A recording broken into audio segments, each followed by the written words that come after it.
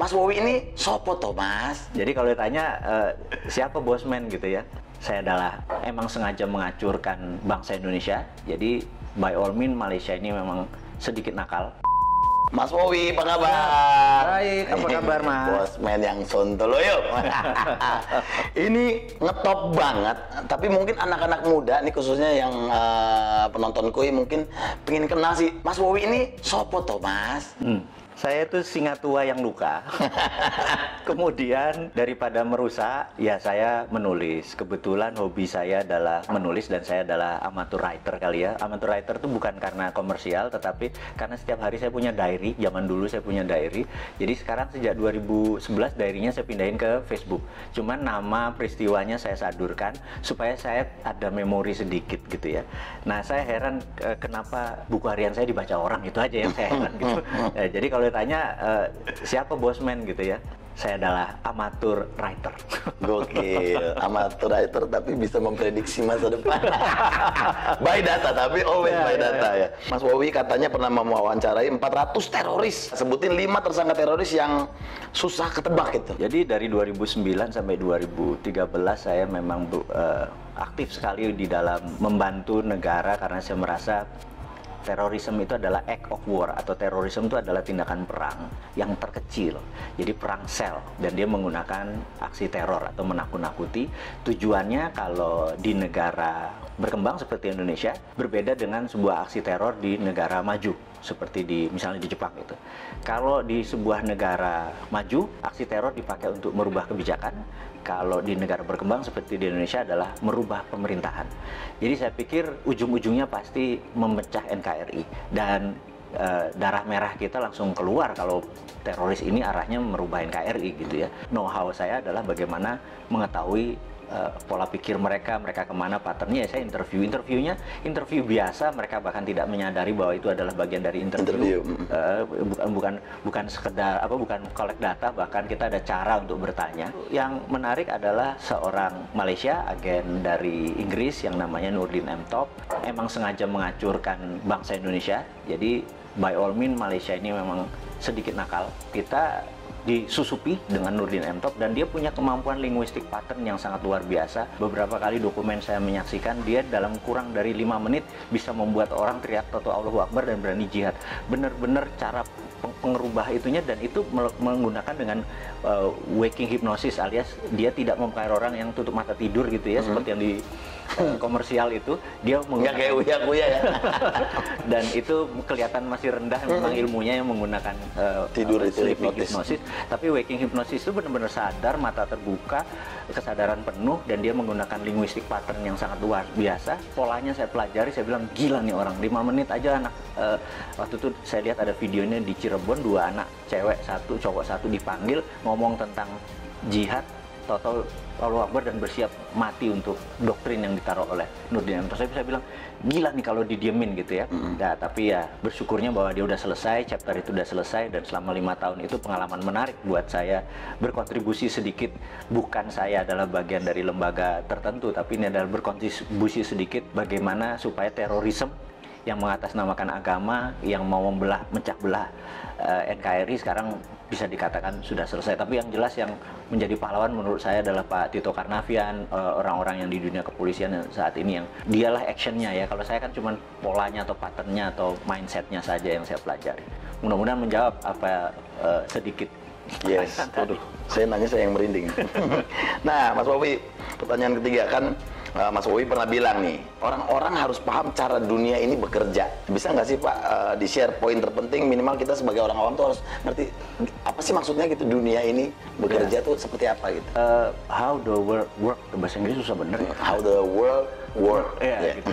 Jadi tidak pernah berubah sejak tahun 45. Jadi sebelum tahun 45 dunia ini bergeser jauh, tapi setelah tahun 45 ke sini dunia ini tidak bergeser jauh. Setelah Long Telegram, ada sebuah buku yang menarik yang ditulis George Kennan, di mana dia adalah menaruh foreign policy yang diatur adalah Eropa adalah negara produsen, Amerika negara produsen, kemudian Timur Tengah adalah negara energi, kemudian Afrika adalah bahan bakunya Timur Tengah, Amerika Latin adalah bahan bakunya Amerika.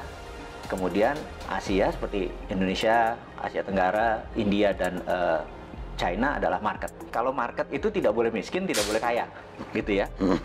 Nah, kalau negara produsen harus kaya, negara sumber bahan alam tidak boleh kaya. Bahkan harus lebih miskin daripada negara market, gitu ya. Itu memang disetel seperti itu. Suatu hari di tahun 80-an, 90-an, di mana musuh Amerika adalah Soviet, zaman presidennya adalah Ronald Reagan, mereka fokus di Timur Tengah karena energi, dan tahun 91 Soviet rata tanah. Fokus mereka terhadap energi itu lupa bahwa ternyata China membangun manufaktur. Dan China membangun manufaktur itu bukan sendirian, dia dengan geng globalis dalam tanda petik ini ya. Tahun 80-an itu masuk ke China hanya sebagai labor murah, China membangun produksi. Nah, begitu China 20 tahun kemudian, dunia shock di tahun 2008 pada saat Olimpiade Beijing. Di situ dunia shock karena China mendadak menjadi negara produsen, dan Amerika udah telat, realize-nya, menyadarinya telat. Sudah telat gitu. Ternyata Cina udah merubah dirinya menjadi negara produsen gitu. Kalau dia negara produsen, maka dia harus punya satu market, dua sumber bahan baku. Cina itu bahan bakunya dari nggak usah dijawab gitu ya. Dan negara yang jadi bahan baku itu harus miskin.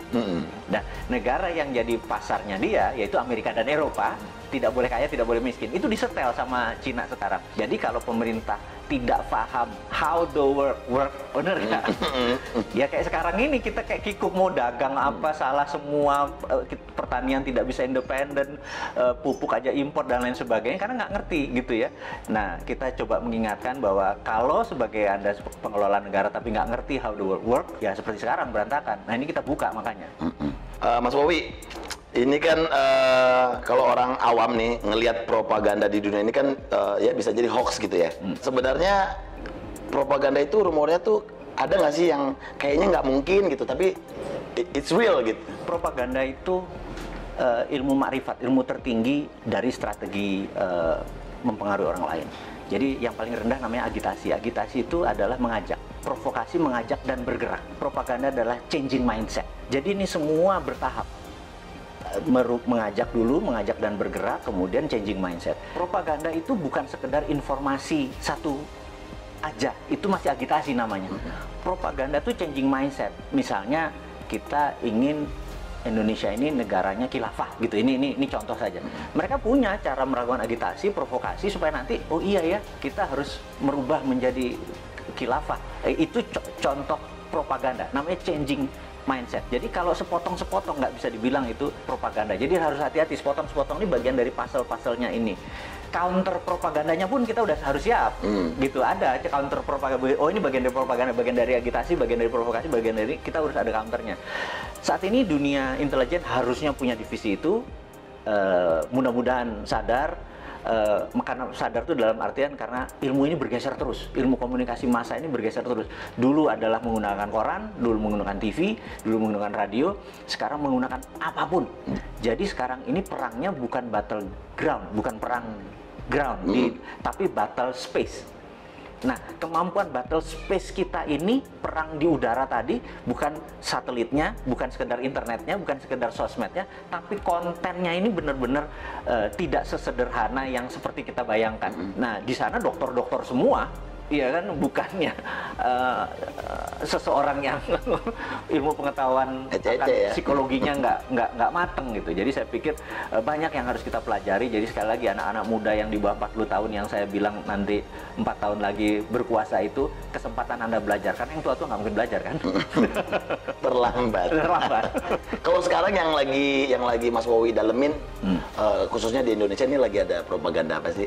Saat ini yang saya lihat kita terjadi pelemahan di dalam memahami namanya sovereignty atau kedaulatan. Ekonomi kita tidak berdaulat, finance kita tidak berdaulat, bahkan sumber daya alam kita tidak berdaulat. Bisa diambil contoh gini, kita udah dikadali sama Freeport.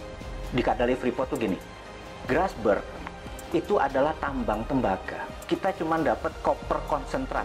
Setelah diproses jadi konsentrat, dikirim anoda slime, dikirim tadi, dan kita tidak mendapatkan benefit koper konsentrat. Apa itu benefit? Begitu dia masuk ke smelter, maka outputnya adalah gold, 100 ton per tahun, platinum 50 ton, dan ada uranium dari rare earth. Kita tidak mendapatkan benefit tersebut. Jadi kita cuma dibayar pajaknya hanya koper, tembaga gitu ya. Oke, kebodohan 40 tahun, udahlah biar dulu mbah-mbah yang kita mungkin udah dapat benefit ya wes, kita kan orang Jawa dididik mikul dhuwur mendem jero ya. Ya sudah, kita mikul dhuwur, oke gitu. Tapi kalau sekarang lupanya ada undang-undang yang nikel, jadi nikelnya 25%. Ini lucu, begitu dia tambang, nikelnya 25%, nggak boleh 40.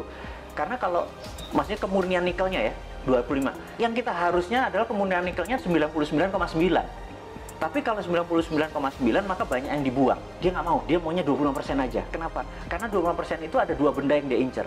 Satu feronya, dua litiumnya. Jadi waktu dibayar, hanya dibayar nikelnya saja. Litiumnya sama ferronikelnya sama nikel lateritnya itu gratis. Nah, kemudian isu terakhir adalah tin atau timah yang katanya mau digitukan sama. Tapi sama Cina apa yang dilakukan? Kadar tinnya harus 25% karena di 75% itu masih ada yang namanya thorium, masih ada yang namanya osmium buat laras senjata. Dan kita cuma dibayar tin timahnya doang gitu ya. Nah, kok masih goblok sih gitu ya, cuman kita ngingetin aja gitu. Yang mbok sekarang sudah sekian lama, ya kalau mau dibayar namanya konten dari mineral tadi yang dibayar. Litiumnya berapa, osmiumnya berapa, thoriumnya berapa, rare earth-nya. Jangan cuman dibayar pokoknya dan nilainya paling murah. Jadi koper tuh paling murah, nikel tuh paling murah, timah juga paling murah, stannum ya bahasa kimianya, SN biar pada inget ini. Pasti pada lupa pelajaran SMA dulu ya, waktu SMA dulu kalau fisika tuh saya inget ada hari libur nanti kita rebus kubis Prancis HEL gitu ya, pada lupa kan pasti kan gitu ya. Nah kita sekedar ngingetin bahwa pelajaran itu penting karena biar nggak dibodoh-bodohin. Biar nggak dibodoh-bodohin. Yang kedua adalah kenapa Indonesia tadi yang jadi marketnya Cina tadi. Karena Tuhan itu sudah baik banget sama bangsa Indonesia aja yang terlalu terpesona dengan bangsa lain. Saya selalu berkali-kali cerita, bayangin ini ada bola dari plastik, transparan, kemudian bola itu kita kasih glitter, bola itu diputer. Glitter itu akan ada di lingkaran tadi. Dunia ini yang sudah miliar tahun muter itu mineralnya ada di sabuknya.